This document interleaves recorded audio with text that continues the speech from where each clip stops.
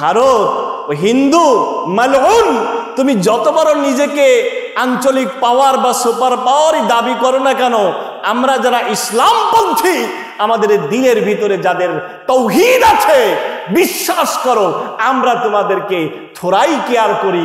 কারণ আমরা তো সেই খালিদ বিন ওয়ালিদের উত্তরসূরি, যে মুতার যুদ্ধে একা 8খানা তরবারি লড়াই করতে করতে ভেঙে ফেলেছে। আমরা তো সেই মুসলমান, যে মুসলমান মুতার যুদ্ধে 3000 সৈন্য 2 লক্ষ কাফিরের বিরুদ্ধে লড়াই করেছে। বিলিভ মি, তোমাদেরকে আমরা এতটুকু কেয়ার করি না।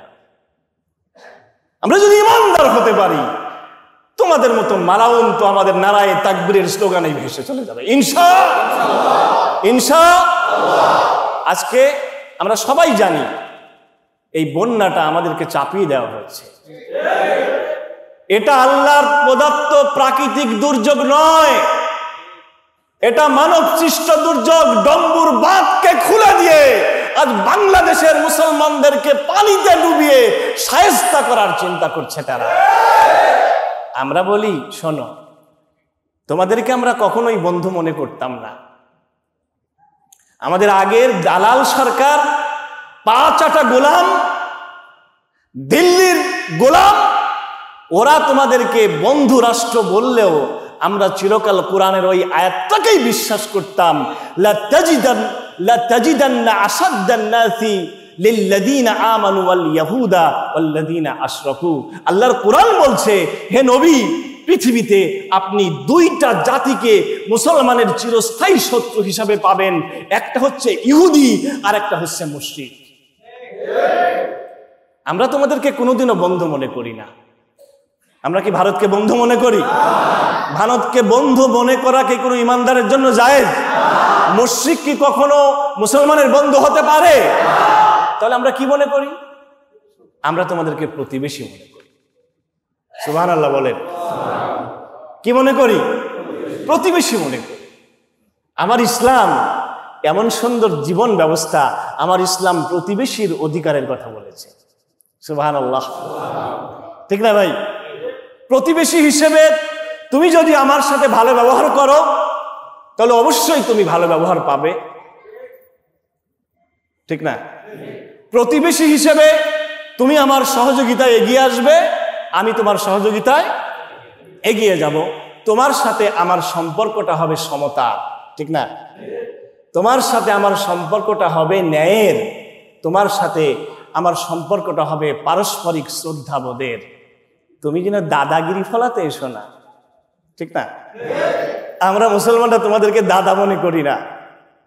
আলহামদুলিল্লাহ, আমরা জানি যে গতকালকেই একজন সেনাবাহিনীর অফিসার তিনি বলছিলেন যে 71-এ যে ভারত আমাদেরকে সাহায্যটা করেছিল, ও নিজের প্রয়োজনে করেছিল।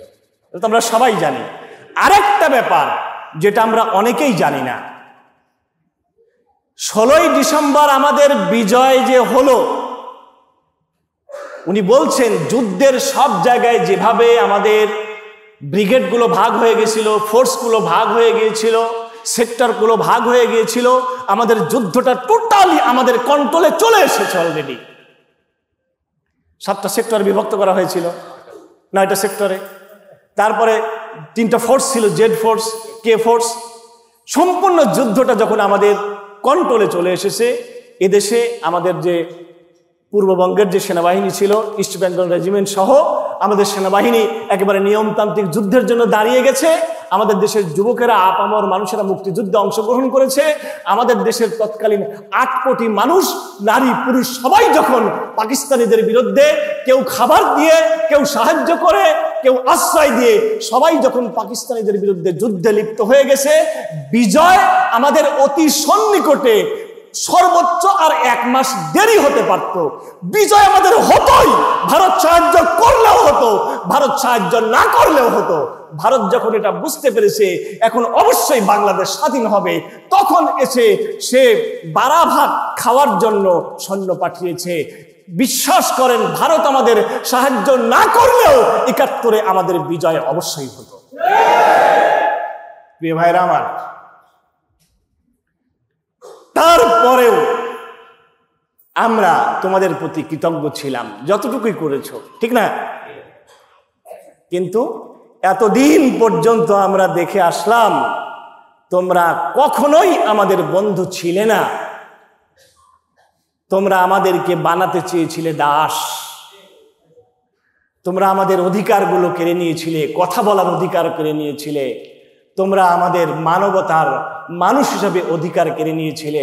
এখন যখন আমরা অধিকার ফিরে পেয়েছি, তখন আজ তোমার ভারতীয় চ্যানেলগুলো আমাদের বিরুদ্ধে যে পরিমাণ অপপ্রচার করছে, বাংলাদেশের গণ অভ্যুত্থানকে তারা দেখানোর চেষ্টা করছে এটা একটা জঙ্গিবাদী তালেবানি বিপ্লব। বলেন নাউজুবিল্লাহ।